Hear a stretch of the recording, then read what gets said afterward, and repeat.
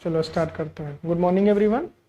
So in last class we have discuss the concept based on argument, properties of argument हमने complete किया था। Then De Moivre's law था, उसको हम लोग De Morgan's लॉ बोलते हैं। De Morgan's लॉ के बेसिस पे हमने क्वेश्चन सॉल्व किया था। De Morgan's लॉ पावर को क्या करता है, रिड्यूस कर देता है, ठीक है। और फिर हमने जो थर्ड पार्ट था वो था पॉलिनोमियल में कॉम्प्लेक्स नंबर को कैसे पुट करेंगे, ये हमने सीखा था, राइट। ये तीन कॉन्सेप्ट हमने लास्ट क्लास में सीखा था। क्लियर है सभी को? ओके, नेक्स्ट आ जाते हैं। तो आज ना हम क्यूब रूट ऑफ यूनिटी देखते हैं, ठीक है। तो क्यूब रूट ऑफ यूनिटी, तो ये क्या होता है क्यूब रूट ऑफ यूनिटी, ये देखते हैं, ठीक है। तो देखो क्यूब रूट ऑफ यूनिटी के लिए आपको ये जानना है कि हमारे पास Z Q is equal to 1 है, Z Q is equal to 1 है। तो हमें जेड चाहिए, तो जेड इज इक्वल टू क्या होगा, हम इस तरह से लिखेंगे कि नहीं लिखेंगे? क्यूब रूट ऑफ यूनिटी यही हुआ ना, कि नहीं हुआ? हुआ। चलो अब क्या करते हैं, इसको हम बाद में देखेंगे, पहले हम इसको थोड़ा सिंप्लीफाई करते हैं। तो z cube minus 1 is equal to 0 हो गया। तो z cube minus 1 is equal to 0 means z cube minus 1 का क्यू इज इक्वल टू 0। तो a cube minus b cube का फॉर्मूला अप्लाई करेंगे, तो a cube minus b cube क्या बन जाएगा? A cube minus b cube का formula पता है क्या होता है? होता है a cube A minus b into a square plus b square plus a b होता है। ये हमारा फॉर्मूला होता है a cube minus b cube का, ठीक है। चलो अब इसको हम यहां अप्लाई करते हैं। तो z minus 1 into z square plus b square 1 plus a b, z into 1 is z is equal to 0। यहां तक कोई दिक्कत नहीं। अब देखो इक्वल टू 0 है मीन्स ये 0 होना चाहिए और ये भी पार्ट 0 होना चाहिए। तो z minus 1 is equal to 0 means क्या, जेड इज इक्वल टू 1। और दूसरा क्या हो जाएगा, z square plus z plus 1 is equal to 0 होगा। तो यहां से जेड, आप ये क्या है, क्वाड्रेटिक फॉर्मूला इसमें अप्लाई करेंगे। तो क्वाड्रेटिक फॉर्मूला क्या होता है, minus b plus minus root under b square minus 4ac divided by 2a होता है। अप्लाई कीजिए इसमें, तो क्या बन जाएगा, -1 plus minus root under b square, b is our 1 तो b square is 1 minus 4 into 1 into 1 divided by 2 into 1। तो it will become -1 plus minus 1 minus 4 is -3। तो बताइए -3 को और क्या लिखेंगे हम, √3i ना, √3i लिखेंगे ना, डिवाइडेड बाय 2, डिवाइडेड बाय 2। अब इसको अगर हम सेपरेट करते हैं तो -1 प्लस √3i डिवाइडेड बाय 2 होगा और -1 minus √3i divided by 2।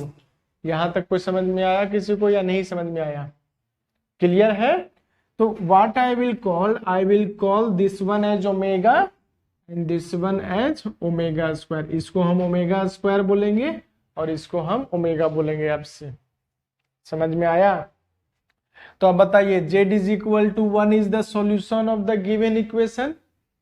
Z cube minus 1 के लिए Z cube minus 1 is equal to 0 में जेड इज इक्वल टू 1 एक सॉल्यूशन है, या आपको हमने इक्वेशन, थ्योरी ऑफ इक्वेशन या क्वाड्रेटिक इक्वेशन में हमने आपको बताया था कि जितना डिग्री रहेगा उतना नंबर ऑफ रूट्स रहेगा आपका। अगर डिग्री आपका 4 है तो टोटल नंबर ऑफ रूट्स कितना होना चाहिए, 4 होना चाहिए। ये अलग है कि नंबर ऑफ रियल रूट्स कितना होगा और नंबर ऑफ इमेजिनरी रूट्स कितना होगा, वो अलग बात है, लेकिन नंबर ऑफ रूट्स कितना होना चाहिए। ये हम कैसे डिसाइड कर रहे हैं, ये हम डिसाइड कर रहे हैं हाईएस्ट पावर को देख के। क्लियर है, ये हम कैसे डिसाइड कर रहे हैं, हाईएस्ट पावर को देख के। तो यहां पर देखिए पावर कितना है, 3 है। कितना नंबर ऑफ रूट्स होना चाहिए, 3 नंबर ऑफ रूट्स होना चाहिए। तो देखिए रूट्स आपका क्या क्या बन गया, roots of equation is equal to 1 omega omega square. ये बात समझ में आया, 3 रूट मिल गया हमको कि नहीं मिला, मिल गया। तो हमेशा ध्यान रखना, और ये जो 3 रूट है वो 3 रूट के लिए फॉर्म कैसा दिखना चाहिए, ये आपका X square plus X plus 1 is equal to 0 रहेगा। तो इसके लिए रूट्स क्या बनेगा, बताइए, इसके लिए रूट्स बनेगा ओमेगा। देखो ना, इसको इसी को हमने यूज किया था ना, हम एक्स के जेड के जगह पर क्या यूज कर रहे हैं, एक्स यूज कर रहे हैं। तो X square plus X plus 1 is equal to 0, जहां पर भी आपको मिले वहां पर हमारा रूट्स कैसा कैसा है, एक ओमेगा है और दूसरा ओमेगा स्क्वायर है। ये बात समझ में आया कि नहीं समझ में आया। तो क्यूब रूट ऑफ यूनिटी के लिए हमको 3-4 रिजल्ट इससे मिल जा रहा है। पहला रिजल्ट देखो क्या मिल रहा है, पहला रिजल्ट क्या मिल रहा है कि अगर हम इसमें ओमेगा पुट करें, अगर हम ओमेगा पुट करें तो omega to the power 3 is equal to क्या हो जाएगा, omega cube is equal to 1। ये बात समझ में आया, ये हमारा पहला रिजल्ट आया कि वेन, अब सर बोलोगे कि सर आप ओमेगा स्क्वायर भी पुट कर दीजिए ना, सर आपने तो ओमेगा से तो दिखा दिया, तो चलो ओमेगा स्क्वायर पुट करते हैं। तो omega square to the power 3 is equal to, तो ये क्या बोलेंगे, omega cube to the power whole square बोलेंगे कि नहीं बोलेंगे, बोलेंगे। ओमेगा क्यू का वैल्यू कितना है, तो 1 का स्क्वायर कितना हो गया, तो ओमेगा टू द पावर 6 भी कितना हो गया। समझ में आया कि नहीं आया, क्लियर है सभी को। यानी कि ओमेगा में अगर 3 का मल्टीपल बनता रहेगा तो उसका वैल्यू कितना हो जाएगा, 1 हो जाएगा। अगर ओमेगा में 3 का मल्टीपल ना रहेगा, जैसे एक अगर मैं क्वेश्चन आपको दूं, ओमेगा टू द पावर 10 ले लो, तो ओमेगा टू द पावर 10 को हम क्या लिखेंगे, हम लिखेंगे omega to the power 9 into omega. Omega to the power 9 कितना होगा, 1 होगा। तो 1 into omega is equal to omega. समझ में आया कि नहीं आया। एक्चुअली ये W नहीं है, ये इस तरह से लिखते हैं, ऐसे करके लिखते हैं, ठीक है। तो आप W भी लिखोगे तो उसको ओमेगा ही आप रीड करना। समझ में आया, ये हमारा पहला प्रॉपर्टी था। सेकंड प्रॉपर्टी पे आ जाओ।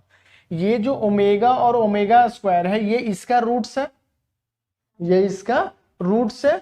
रूट से मतलब क्या हुआ, ये इसको सेटिस्फाई कर रहा होगा कि नहीं, ये इसको सेटिस्फाई कर रहा होगा। तो हमारा प्रॉपर्टी नंबर 2 क्या हो गया, omega square plus omega plus 1 is equal to 0 हो जाएगा।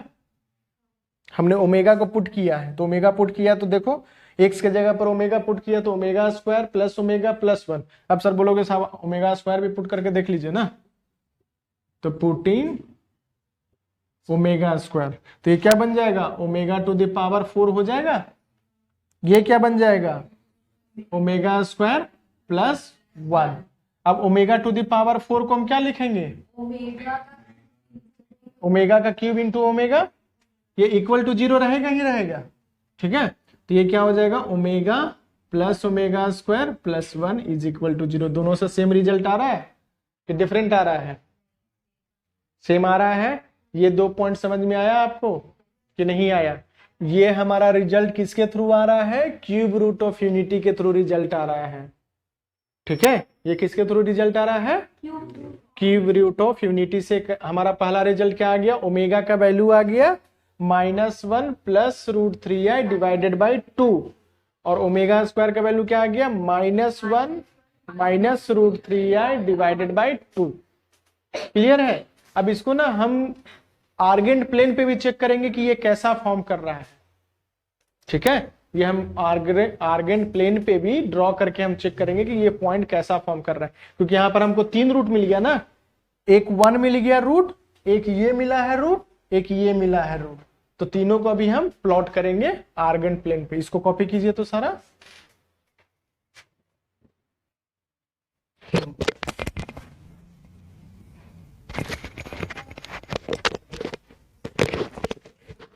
इसको अगर हम आर्गन प्लेन पे प्लॉट करेंगे तो बताइए जो जेड का पहला वैल्यू 1 है वो कहां पे लाई कर रहा होगा?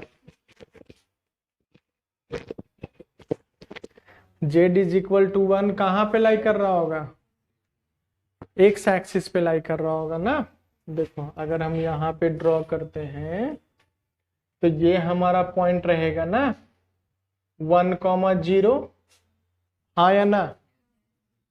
दूसरा पॉइंट कहाँ लाई कर रहा होगा? -1 plus √3i divided by second quadrant में लाई कर रहा होगा, क्योंकि हमारा x नेगेटिव है और y पॉजिटिव है। तो सेकेंड क्वाड्रेंट कुछ यहाँ पे लाई कर रहा होगा -1/2 √3/2।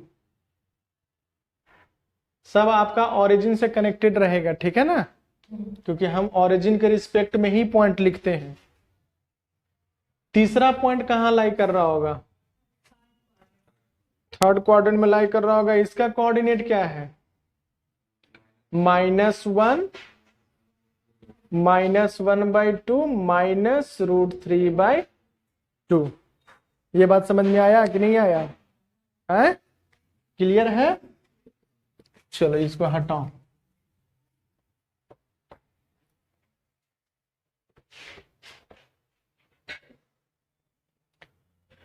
चलिए अब देखते हैं। तो ये हमारा थर्ड पॉइंट आ गया। आ गया। चलिए बताइए तो ये एंगल कितना फॉर्म कर रहा होगा?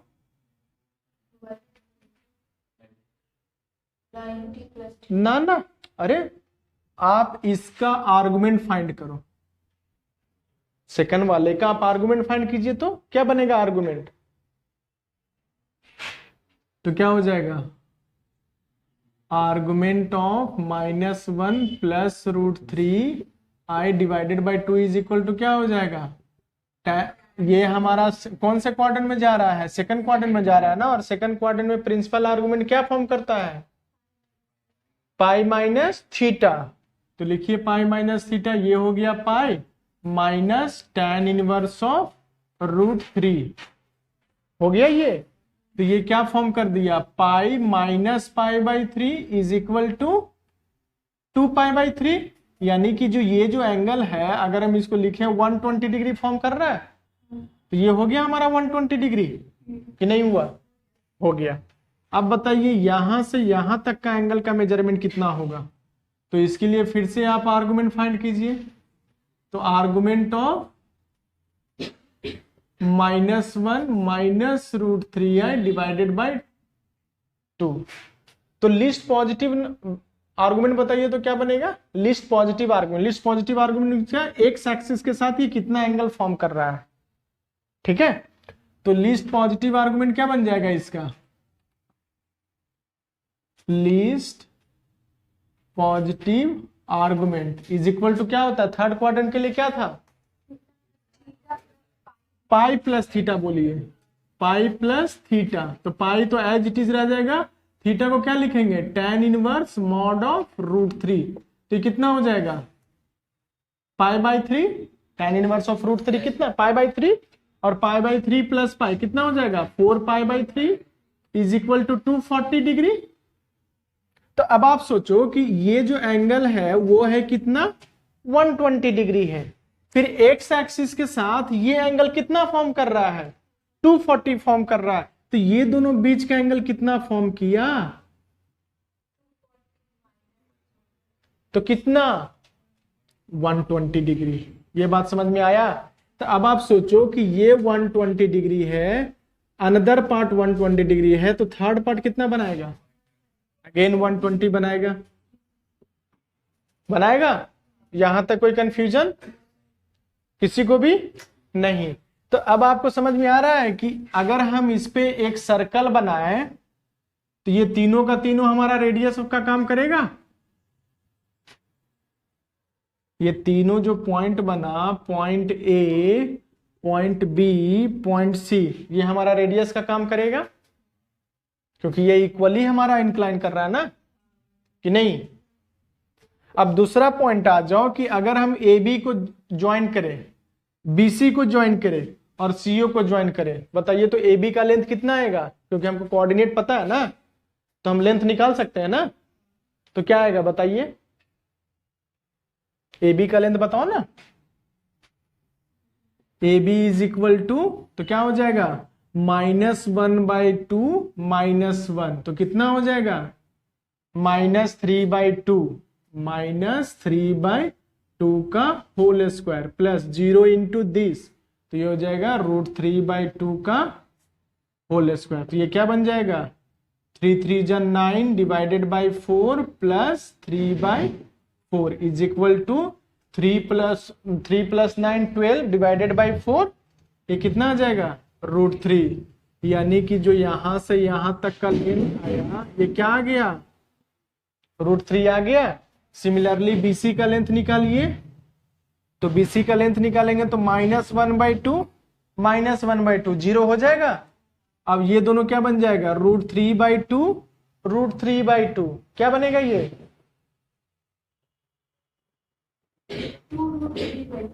2√3/2 का होल स्क्वायर। इससे ये कैंसिल हो गया तो बाहर क्या निकला, √3। तो सर ये तो डिस्टेंस भी इक्वल लग रहा है सर, तो ये भी इक्वल रहा होगा इक्वल। तो ये जो ट्रायंगल फॉर्म किया वो कैसा ट्रायंगल फॉर्म किया, इक्विलैटरल ट्रायंगल फॉर्म किया। ये बात समझ में आ गया। तो क्यूब रूट ऑफ यूनिटी हमेशा कैसा ट्रायंगल फॉर्म करेगा, इक्विलैटरल। अगर ये फोर्थ रूट ऑफ यूनिटी रहता, फोर्थ रूट ऑफ यूनिटी, तो शेप कैसा बनता, स्क्वायर बनता। अगर फिफ्थ रूट ऑफ यूनिटी रहता तो शेप कैसा बनता, रेगुलर पेंटागन।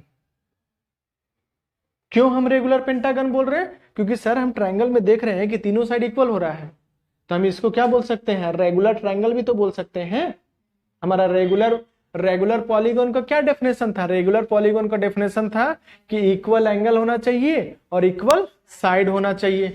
फुलफिल तो कर रहा है सर, लेकिन सर यहाँ पर तो हमको सेंटर एंगल 120 दिख रहा है। तो भाई ये हमारा कितना है, रेडियस है, ये भी क्या है, रेडियस है। एक एंगल 120 दिया हुआ है, अदर टू साइड इक्वल है, तो ये 30 डिग्री हो गया, ये भी 30 डिग्री हो गया, हाँ या ना। सिमिलरली ये भी 30 डिग्री हो गया, ये भी 30 डिग्री हो गया, तो 60 60, तो ये भी 60। समझ में आया कि नहीं आया। तो क्यूब रूट ऑफ यूनिटी में हमें क्या क्या चीज सीखने को मिला, हमें मिला पहला omega cube is equal to 1 plus omega square is equal to 0, ये 2 पॉइंट मिला। तीसरा पॉइंट क्या मिला, जो क्यूब रूट ऑफ यूनिटी है वो हमेशा राइट इक्विलैटरल ट्रायंगल फॉर्म करेगा, और इक्विलैटरल ट्रायंगल फॉर्म करेगा तो आपका साइड लेंथ भी आ गया √3 ही आएगा केवल, बस साइड लेंथ इज √3। क्लियर है, कोई कंफ्यूजन किसी को नहीं ना। चलिए कॉपी कीजिए इसको और फिर कुछ स्टेटमेंट लिखवाते हैं। हाँ तो क्या क्या हम लोग इससे रिजल्ट कंक्लूड करेंगे। First we will conclude cube root of unity means ZQ - 1 will form a equilateral triangle. ZQ - 1 is equal to 0 will form an equilateral triangle, and side length of equilateral triangle is कितना था side length, side length is √3। ये point clear हुआ कि नहीं हुआ, यहां तक कोई कंफ्यूजन किसी को नहीं। अब दूसरा पॉइंट देखो, जो हम यूलर फॉर्म में अब हम लिख के ना इसको रिप्रेजेंट करेंगे, इसको हम लिखते हैं। तो z is equal to 1 to the power 1/3 होगा, 1 को हम यूलर फॉर्म में लिख सकते हैं क्या? चलो 1 को अभी सर हमको नहीं दिख रहा है कि ये कॉम्प्लेक्स नंबर में है कि नहीं है। जो अब कॉम्प्लेक्स नंबर में दिखा, तो कॉम्प्लेक्स नंबर में दिखा तो ये हम इस कॉम्प्लेक्स नंबर को हम यूलर फॉर्म में लिख सकते हैं। तो यूलर फॉर्म में हम क्या लिखेंगे? यूलर फॉर्म में हमको क्या चाहिए था? आर चाहिए था। आर का वैल्यू कितना आएगा? 1। आर का वैल्यू 1 हो गया। अब e to the power i theta, theta का वैल्यू अब चाहिए मुझे, तो थीटा का वैल्यू कितना हो जाएगा? Theta is equal to tan inverse of 0 divided by 1। 0 divided by 1 होगा तो कितना आ गया ये? e to the power i 0। हुआ कि नहीं हुआ? कोई दिक्कत यहां तक? कोई दिक्कत किसी को? नहीं। तो ये हम जो आया 0 के जगह पर अगर हम 2 पाई लिखें तो चलेगा कि नहीं चलेगा? 0 के जगह पर अगर हम 2 पाई लिखें तो काम करेगा कि नहीं करेगा?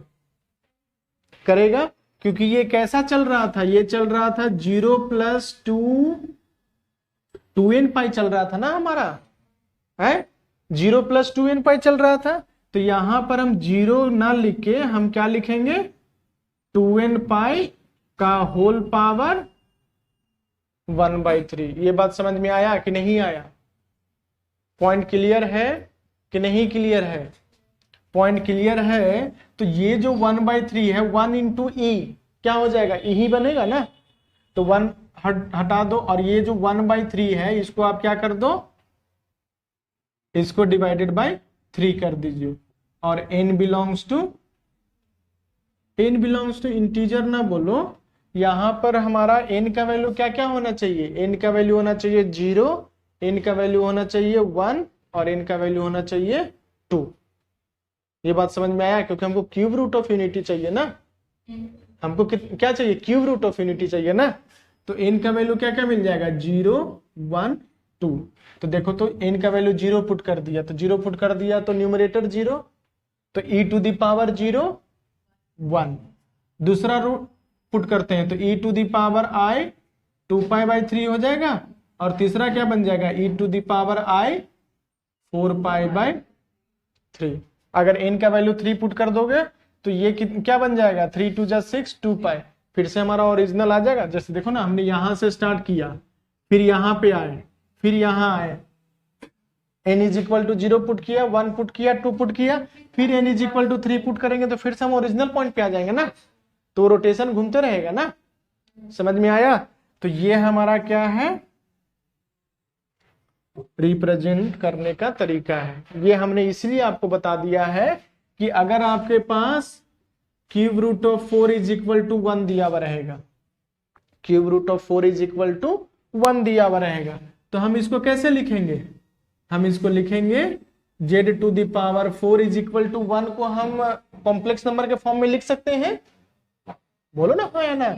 हाँ, तो क्या बन जाएगा? 1 प्लस आई इंटू 0, इसको हम क्या लिखेंगे? e to the power i into 2n pi. लिखेंगे ये चीज कि नहीं लिखेंगे? लिखेंगे z टू द पावर 4। और फिर फर्दर अगर हम इसको सॉल्व करते हैं तो z is equal to e to the power i 2n pi divided by 4 हो जाएगा कि नहीं होगा? होगा। अब n is equal to 0 put कीजिए तो z इज इक्वल टू 1 आ जाएगा। फिर n is equal to 1 put कीजिए तो z इज इक्वल टू क्या हो जाएगा? e to the power π/2। z is equal to e to the power pi, 2 put कर देंगे ना, तो 2 इंटू 2 4 हो गया ना। और थर्ड क्या हो जाएगा? z is equal to e to the power i into 3π/4। हाँ सही है। 3 2 जा 6, 2 2। हाँ सही है। समझ में आया कैसे हम सॉल्व कर रहे हैं? सो कि नहीं समझ में आया? क्लियर है हाउ वी आर प्रोसीडिंग कि नहीं? क्लियर है ना? तो ये आपका ओवरऑल मतलब ये हमने इसीलिए आपको दिखा दिया कि आप डायरेक्टली इस पॉइंट को ना, एक पॉइंट जानते हो कहां लाई करेगा? एक तो पॉइंट यहां लाई करेगा ही करेगा, दूसरा पॉइंट यहां लाई करेगा, तीसरा पॉइंट यहां लाई करेगा, और चौथा पॉइंट देखो ना, ये हमारा π/2 आ गया ना, तो π/2 पर हो गया, फिर यहाँ पाई हो गया तो पाई यहाँ हो गया, फिर यहाँ 3π/2 हो जाएगा तो 3π/2 यहाँ पे लाई करेगा। समझ में आया? इवन हम प्रिंसिपल आर्गुमेंट में नहीं लिखे, हम लिस्ट पॉजिटिव में लिखे हैं। तो लिस्ट पॉजिटिव में अगर हमेशा इसको लिस्ट पॉजिटिव में देखोगे तो पॉजिटिव एक्स एक्सिस से हमारा दिखेगा, और प्रिंसिपल आर्गुमेंट देखोगे तो 0 से पाई तो हमारा पॉजिटिव एक्स एक्सिस इन नेगेटिव एंटी क्लॉकवाइज डायरेक्शन में दिखेगा, और अगर नेगेटिव रहेगा तो positive x axis in clockwise direction में दिखेगा। ठीक है, ये समझ में आ गया कि नहीं आया? क्लियर है? क्योंकि इसी के बेसिस पे हम nth root of unity find करेंगे, इसी के बेसिस पे। कुछ नहीं करना, उसमें कुछ नहीं है, जो हमने यहां सीखा है बस वो पावर 3 के जगह पर वो पावर n हो जाएगा, और पावर n से कुछ रिजल्ट डिराइव होता है, वो आपको बताना है। क्लियर है? कॉपी कीजिए इसको।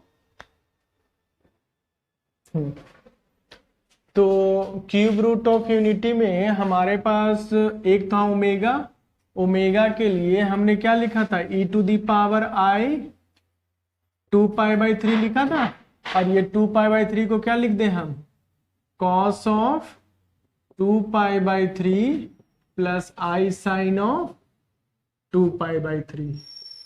ठीक है। दूसरा ओमेगा स्क्वायर को हम क्या लिखेंगे, e to the power i into minus 2π/3। तो ये क्या बन जाएगा, cos of minus 2π/3 plus i sine of minus 2π/3। Trigonometry में आपने पढ़ा था cos of minus theta is equal to cos theta, और sine of minus theta is equal to minus sine theta. तो ये क्या बन जाएगा, cos of 2π/3 minus i sine 2π/3। ये हमारा trigonometric representation of omega and omega square है। ठीक है। एक क्वेश्चन है, if alpha and beta are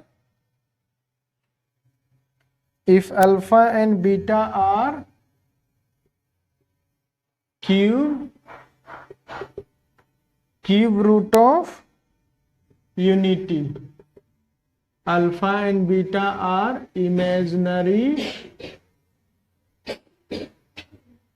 imaginary cube root of unity, then alpha to the power n plus beta to the power n is। तो हमारा first जो option है वो है 2 cos of 2n π/3, second option है 2 sign of 2n π/3, third option है 2i sign of 2n π/3, और fourth option है i साइन ऑफ 2n π/3। ये आपके पास क्वेश्चन गिवन है। तो देखो क्यूब रूट ऑफ यूनिटी में हमारा रूट्स क्या क्या आता था, क्यूब रूट ऑफ यूनिटी में क्या क्या रूट्स आता था, 1 ओमेगा स्क्वायर। अब बताइए 1 ओमेगा स्क्वायर में आपका इमेजिनरी पार्ट किस में लाई कर रहा है, ओमेगा और ओमेगा स्क्वायर में। तो can I consider alpha is equal to omega and alpha square is equal to beta is equal to omega square, होगा कि नहीं होगा? है? तो यानी कि बोलो नहीं, beta is equal to omega square. अब देखो हमको ऑप्शन दिया हुआ है ट्रिग्नोमेट्री के फॉर्म में, तो हमने ओमेगा को ट्रिग्नोमेट्री के फॉर्म में क्या लिखा था, cos 2π/3 प्लस i साइन 2π/3 हो गया, ये हमारा अल्फा हो गया। तो बीटा को क्या लिखेंगे, cos 2π/3 माइनस i साइन 2π/3। कोई दिक्कत यहां तक नहीं। अब मुझे चाहिए alpha to the power n, तो क्या बन जाएगा ये, cos of 2n 2π plus i sine 2π/3 का होल पावर n। आपको याद है ये हम डिमॉर्गन्स लॉ इसमें अप्लाई कर सकते हैं।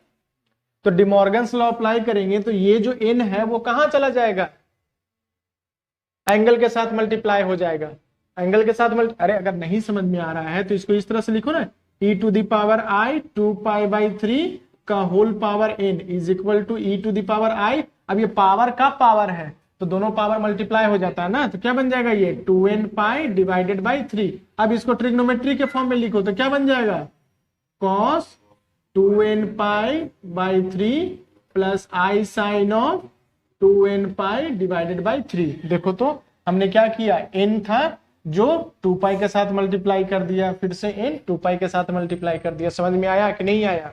तो similarly beta two the power n अगर दिया हुआ रहेगा तो क्या बन जाएगा cos of 2 pi divided by 3 minus i sine 2 pi divided by 3 to the power n। इसको मैं डायरेक्टली n के साथ मल्टीप्लाई कर दूं तो क्या बन जाएगा cos of 2n pi divided by 3 minus i sine of 2n pi divided by 3। यहां तक कोई दिक्कत किसी को? क्लियर है सभी को? चलिए अब क्या बोल रहा है, दोनों को ऐड करना है। तो अगर हम दोनों को ऐड कर देंगे alpha two the power n plus beta two the power n, तो हम ऐड किसको किसको कर रहे हैं, इसको ऐड कर रहे हैं और इसको ऐड कर रहे हैं। तो ये दोनों को ऐड करेंगे तो नेगेटिव नेगेटिव कैंसिल हो जाएगा, नेगेटिव पॉजिटिव। ये देखो ना माइनस आई साइन 2n पाई, ये माइनस टर्म है ये प्लस टर्म है, तो दोनों कैंसिल हो जाएगा तो बचेगा क्या 2 cos ऑफ 2n पाई। देखो कौन सा ऑप्शन मैच कर रहा है, फर्स्ट वाला ऑप्शन मैच कर रहा है। समझ में आया? क्लियर है कैसे हमको अप्रोच करना है जो, कि नहीं क्लियर है?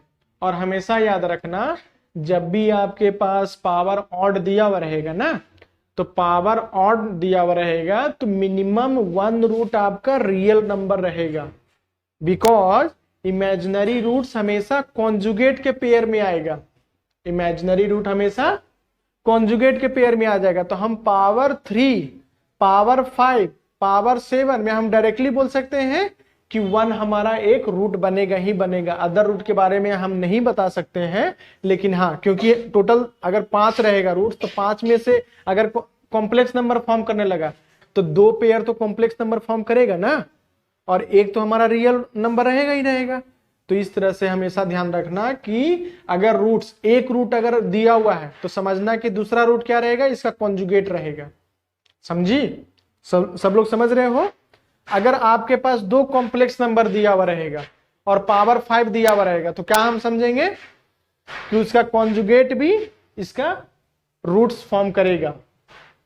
कॉन्जुगेट रूट्स फॉर्म करने का मतलब क्या है, अगर किसी का कॉम्प्लेक्स नंबर अगर रूट में है, मतलब 1 प्लस 2i अगर एक रूट है किसी भी इक्वेशन का, तो 1 माइनस 2i भी एक रूट बनेगा किसी भी उसी इक्वेशन का भी।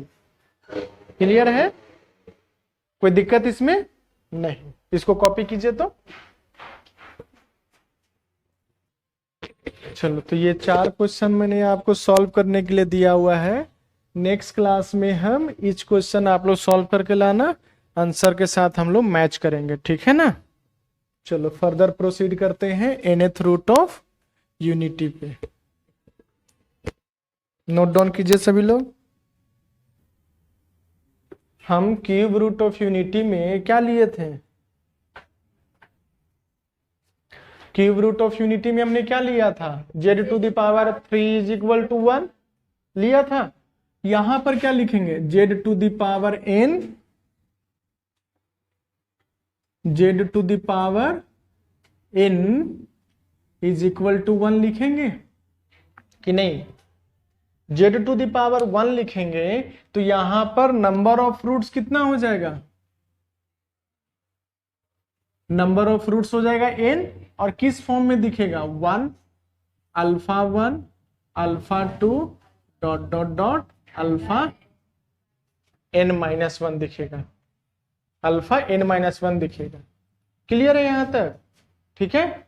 अब ये दोनों के बीच का एंगल कितना रहेगा, ये दोनों के बीच मतलब 2 रूट्स के बीच का एंगल कितना रहेगा,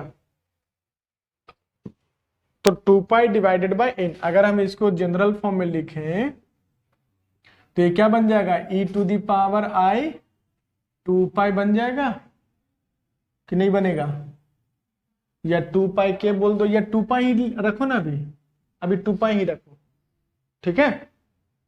तो अगर हम इसको राइट हैंड साइड शिफ्ट करते हैं तो z इज इक्वल टू क्या हो जाएगा, e to the power i 2 pi divided by n हो जाएगा, 2 पाई डिवाइडेड बाई n हो जाएगा। तो आपको दिख रहा है कि जो हमारा एंगल फॉर्म करेगा, ये हमारा सर्कल है, ये हमारा आर्गन प्लेन है, एक रूट तो यहां पे रहेगा 1, जो दूसरा रूट रहेगा वो अल्फा 1 यहां पे रहेगा। इसमें एंगल कितना फॉर्म करेगा, इसमें एंगल फॉर्म करेगा 2 पाई बाई n ना, 2 पाई बाई n। फिर यहां पे आ जाओ, अल्फा 2 यहां पे कितना एंगल फॉर्म करेगा, again 2 pi by n, 2 pi by n form करेगा कि नहीं करेगा फॉर्म? बात समझ में आ रहा है कि नहीं आ रहा है? आ रहा है। सिमिलरली अगर आप बढ़ते चले जाओगे तो आपको दिखेगा कि टू रूट्स के बीच का एंगल हमेशा 2 पाई बाई n होता है। जैसे हमने क्यूब रूट में देखा था, तो क्यूब रूट में आ जाओ तो देखोगे कि हमारा एक एंगल का मेजरमेंट कितना आता था, 120 आता था। यानी कि 2 पाई बाई 3 करेंगे तो 2 पाई बाई 3 मीन्स कितना, 120। फिर से 2 पाई बाई 3 करेंगे तो फिर से 120, फिर से 2 पाई बाई 3 करेंगे तो फिर से 120 आ जाएगा। ये बात समझ में आया कि नहीं आया? आया। तो चलो, तो ईच एंगल हमारा जो देखो, तो ये जो हम फॉर्म है वो फॉर्म हमारा जो आर्गुमेंट का जो एंगल है, आर्गुमेंट मीन्स एंगल, तो दो सक्सेसिव रूट्स के बीच का जो एंगल रहेगा, या आप इस तरह से बोलो कि एंगल हमारा जीपी का फॉर्म करेगा। क्या एंगल हमारा जीपी फॉर्म करेगा? देखो ना, उसमें क्या था, 0 से स्टार्ट किया था, एक एंगल 2 पाई बाई 3 फॉर्म कर रहा था, दूसरा एंगल 4 पाई बाई 3 फॉर्म कर रहा था कि नहीं कर रहा था? तो देखो, तो जीपी फॉर्म कर रहा था। तो सिमिलरली यहां पर हम इसीलिए जीपी फॉर्म करवा पा रहे हैं कि हमारा एंगल का यहां से यहां तक का एंगल 2 पाई बाई 3 है, यहां से यहां तक का एंगल कितना है, 4 पाई बाई n है, यहां से यहां तक का एंगल कितना है, 6 पाई बाई n है। तो इस तरह से हमारा 2 पाई उसमें क्या होते जा रहा है, मल्टीप्लाई होते जा रहा है। पावर में हो रहा है इसलिए ऐड हो रहा है ना, लेकिन e to the power 2 pi by n क्या हो रहा है, मल्टीप्लाई हो रहा है। तो पावर अल्टीमेटली बेस सेम हो जा रहा है, तो पावर ऐड हो जा रहा है। ठीक है, चलो, तो यहां पर आपका तो ये बन गया, तो यहां पर k भी ऐड कर दो, k भी ऐड कर दो। k ऐड करने से हमको क्या बेनिफिट रहेगा, हमको k कहां से कहां तक ले जाना है, k ले जाना है 0 से स्टार्ट करना है और n-1 तक ले जाना है। k को 0 से स्टार्ट करना है और n-1 तक ले जाना है।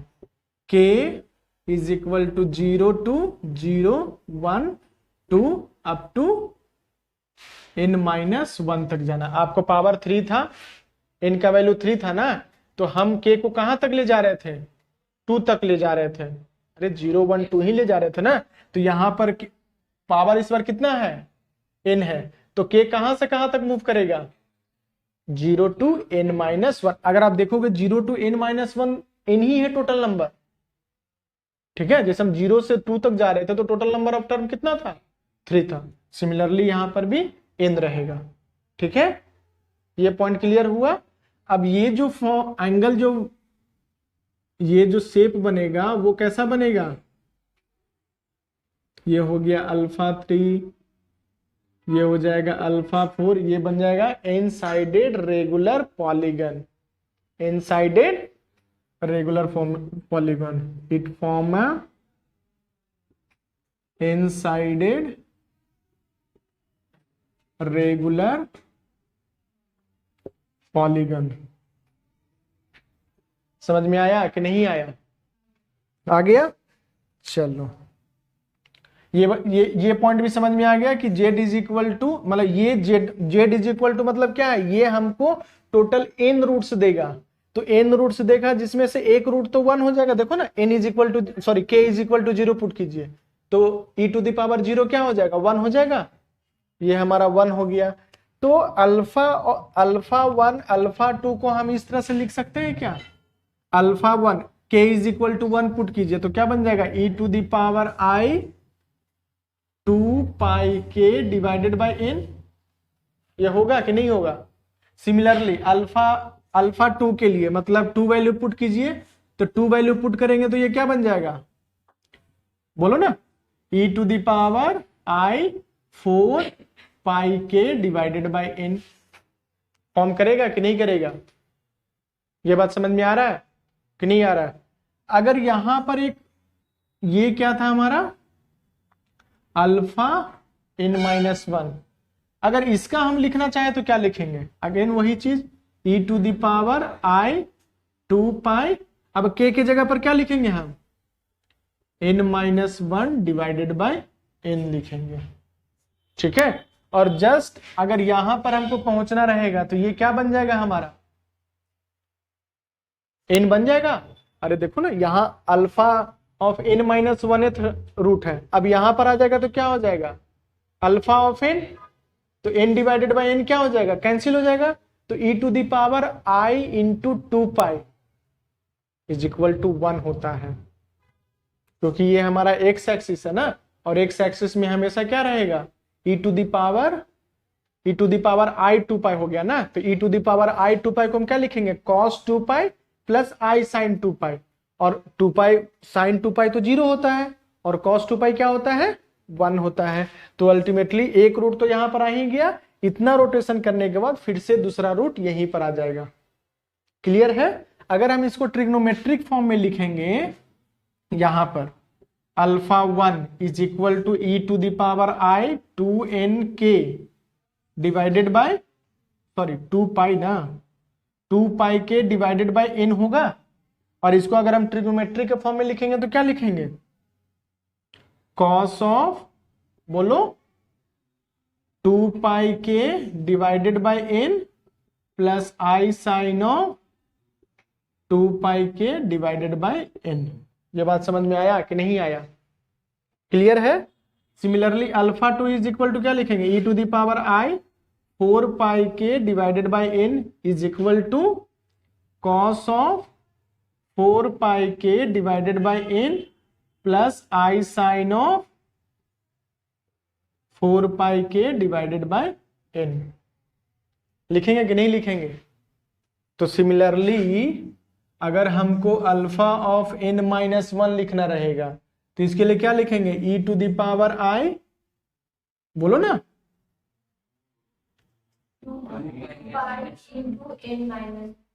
2 pi into n-1 divided by, यहां पर k हम क्यों लिख रहे हैं, जब हम अल्फा का वैल्यू 1 डाल दिए तो ये गायब हो जाएगा ना, ये तो k रहा ही नहीं। अल्फा का वैल्यू अगर हम 1 यूज कर लिए तो ये k रहेगा क्या, नहीं रहेगा। सिमिलरली यहां पर भी k नहीं रहेगा, यहां पर भी k नहीं रहेगा, क्योंकि अल्फा का वैल्यू, सॉरी k का वैल्यू हम 0 एक बार पुट कर रहे हैं, एक बार 1 पुट कर रहे हैं, एक बार 2 पुट कर रहे हैं, एक बार 3 पुट कर रहे हैं ना। तो ये हो गया हमारा। तो इसको अगर हम ट्रिग्नोमेट्री के फॉर्म में लिखेंगे तो क्या लिखेंगे, cos of 2 pi into n-1 divided by n plus i into sine of 2 pi into n-1 divided by. ये बात समझ में आया कि नहीं आया? क्लियर है पॉइंट? कोई कंफ्यूजन इसमें? नहीं। तो अब सर यहां पे 1 plus alpha 1 plus alpha 1 alpha 2 alpha 3 dot dot dot plus alpha n-1 is equal to क्या होगा,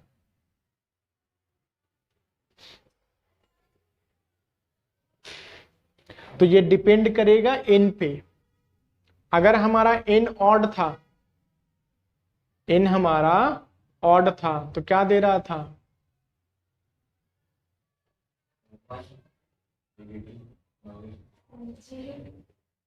और n is equal to even रहेगा, ये n पे डिपेंड करेगा, ये हमारा n पे डिपेंड कर रहा था। तो सोचो क्या देगा,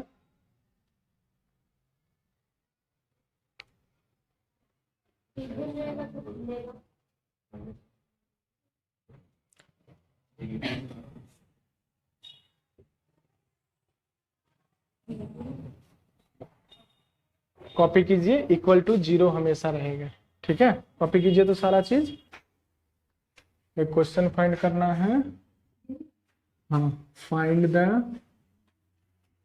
roots of z⁻10 is equal to 1। ठीक है, नेक्स्ट क्लास में फर्दर कॉन्सेप्ट डिस्कस करेंगे। Thank you very much.